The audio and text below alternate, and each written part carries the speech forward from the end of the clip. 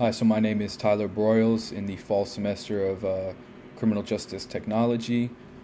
Today is August 31st, and I'm going to be going over my crime data analysis.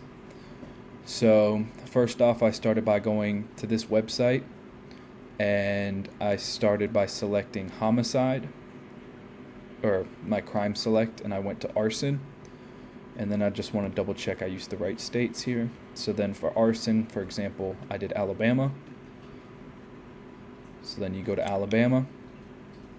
And then here I had it select, so view by rates instead of view by counts.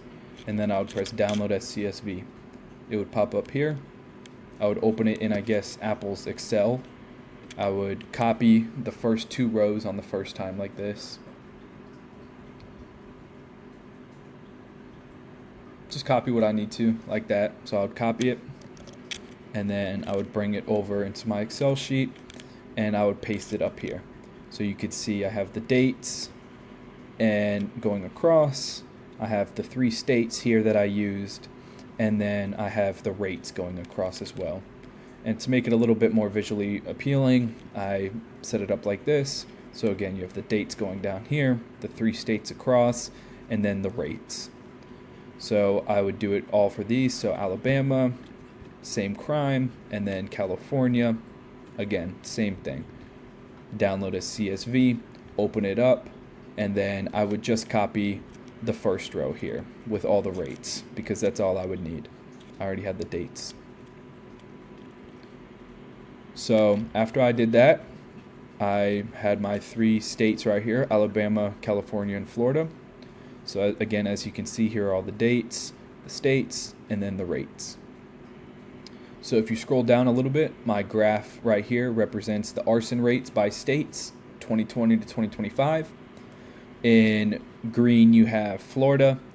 In orange, you have California. And then in blue is Alabama. You have the months with the year going across the bottom here, starting in 2020, going through 2025.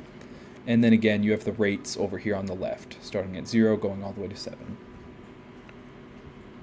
So again, for my second set of data here, I did New York, and I did homicide. So I bring it back to the website. I change the crime to homicide, and then I change the location to New York in this case. Again, it's already by rates. Download as CSV, and it'll be the same process. Open it, and then in the first one, copy the first 2 whole rows, and then following that, just copy the row with the state and the rate. And then I came over here, and I pasted it all here, as you can see. Again, just to make it more visually appealing, I transcribed it, allowed it to be, or transposed it, allow it to become down here. You have the date with the state, with its corresponding rate going below.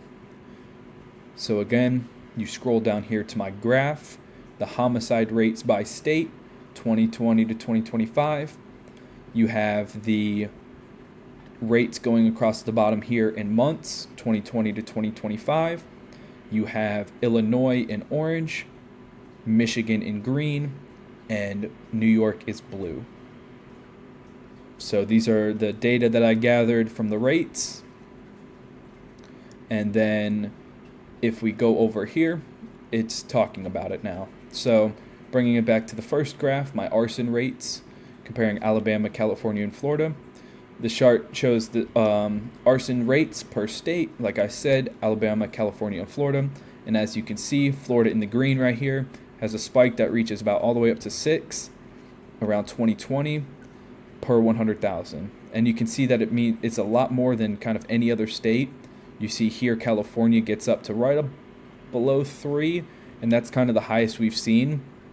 So for Florida to almost be double that in the same time period is what stood out to me most about this graph. And as you can see, they kind of can remain pretty consistent for per state. You know, there's a few spikes in Florida, and then it remains pretty low, as you can see. So during the time, California had about 39 million people, Florida had about 23 million, and Alabama about 5 million. So for Florida being in the median of the population size, for it to have one of the highest rates, this big spike here, it really did stand out to me, because with California having 16 million more people, it only peaked around a little less than 3 per 100,000 for their arson rates, again, during the same time frame. So that's just what stood out to me during the population. And then for both studies, we use rates because it kind of makes everything an equal playing field. So like with California having 16 more million people than Florida, the rates would be skewed. So California would seem abnormally higher because of that population difference. So by using rates per 100,000, it kind of makes everything an even playing field that you can actually compare the data across the different states with, and it all kind of be the same thing, and you have a common idea of it without it just being skewed due to the population size. So then if you scroll down a little bit here, you'll see my homicide rate by state graph. Again, you'll have New York in the blue, you'll have Illinois in the orange, and then Michigan in the green going across. You have the rates here on the left, and 2020 starting here, going all the way through 2025 over here. So as you can see, Illinois had the highest homicide rate per 100,000 compared to New York and Michigan. As you can see, around February of 2024, and until kind of recent, it's been similar between these states. So about here to here, it seems like, just looking at the graph, very roughly and loosely, it seems that they all are kind of not following the same pattern, but they're all grouped within the same range from, February 2024 until recently. And I would have to say that Illinois probably has the highest rate just due to the spikes that it shows and passing the 1.2 threshold right here, getting up to about 1.3. And, it remains higher than most throughout the entire time. So I just kind of decided, I didn't decide, but I used the data to confirm that, Illinois did have the highest homicide rate out of these three states. And then, so talking to both studies compared to the U.S., the homicide rate is pretty similar and has been dropping in recent years, but the graph and the data is similar overall to the census of the United States compared to the homicide rates. But if you look at the arson rates, Florida was a little higher in the U.S. average, around that big spike, around that 6.0 right here. So that's what I did find. It was pretty similar other than that, but it did have a few spikes higher than the average. And then for the second part of the assignment, you had us go on to the Whiskers website here. And just to show you how I got this data, to go back to the home page here, I went up here and then I pressed fatal injury reports. And then it prompted something, I pressed OK. And then you would go here and change filters. Specifically, I kept the year the same and the year and race options the same. And I just went through and I changed the intent, and I would change the mechanism or the sexes in some cases.